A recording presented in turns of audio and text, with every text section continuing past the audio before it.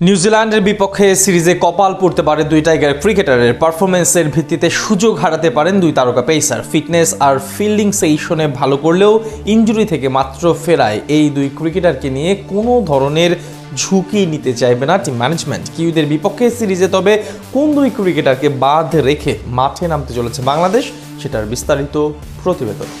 ঘরের মাঠে পাকিস্তানের বিপক্ষে সিরিজ শেষে ঈদের ছুটিতে গিয়েছিল লাল সবুজের প্রতিনিধিরা, আর ছুটি শেষ করেই আবারও মাঠের খেলায় ফিরেছেন নাজমুল হোসেন শান্ত, মেহেদী হাসান মিরাজরা।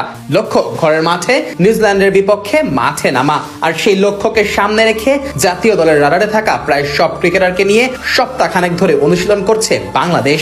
সাদা বলের ক্রিকেটে নিজেদের দুর্দান্ত ছন্দ ধরে রাখতেই এই প্রস্তুতি ক্যাম্প শুরু করেছে টাইগাররা।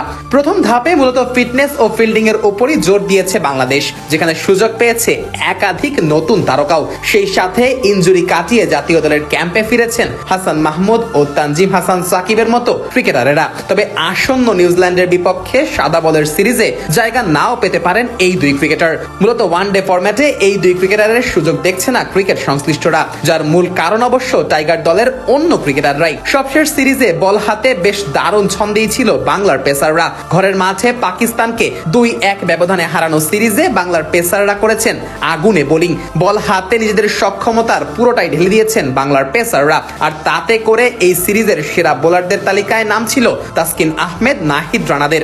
3 ম্যাচের এই সিরিজে নাহিদের ঝুলিতে গেছে মোট 8টি উইকেট, যা কিনা আসরে যে কোনো বোলারদের মধ্যে সর্বোচ্চ। অন্যদিকে আরেক তারকা পেসার তাসকিন আহমেদ পেয়েছেন 6টি উইকেট। এছাড়াও মুস্তাফিজুর রহমান তো বরাবরই পেস ইউনিটে টাইগারদের ভরসার অন্যতম নাম। সিরিজে বল হাতেও 5 উইকেট তুলে ফিজ নিজের সামর্থ্যের প্রমাণ রেখেছেন যথাযথভাবেই। পেসারদের এমন দাপুটে পারফরমেন্সে ওয়ানডে ফরম্যাটে কোনো পরিবর্তনের সম্ভাবনা নেই বললেই চলে, আর সেটাই যদি হয় তাহলে আবারও টাইগার স্কোয়াডের বাইরে থাকতে হবে তানজিম হাসান সাকিব ও হাসান মাহমুদের মতো পেসারদের। তবে পরিবর্তন আসার সম্ভাবনা রয়েছে টি-20 স্কোয়াডে, আর সেটা হলে শর্টার ফরম্যাটে ফিরতে পারেন তানজিম হাসান সাকিব। যদিও সেখানেও হাসান মাহমুদের ফেরার সম্ভাবনা আপাতত দেখছে না ক্রিকেট সংশ্লিষ্টরা। এদিকে কিউইদের বিপক্ষে টি-20 সিরিজের সুযোগ মিলতে পারে বেশ কিছু নতুন মুখেরও। সেই তালিকায় আব্দুল গাফফার সাকলাইন কিংবা রিপন মন্ডলের মতো বোলারদের বাজিয়ে দেখতে পারে টিম ম্যানেজমেন্ট। মূলত ওয়ানডে বিশ্বকাপকে সামনে রেখে দলে কোনো ধরনের পরিবর্তন আনতে চাইবে না বাংলাদেশ। আগামী 13 এপ্রিল ঢাকায় পা রাখবে নিউজিল্যান্ড। এই সিরিজকে সামনে রেখে ইতিমধ্যেই নিজেদের স্কোয়াড ঘোষণা করেছে কিউইরা, যেখানে তারুণ্যের পাশাপাশি রাখা হয়েছে অভিজ্ঞতার ছোঁয়াও।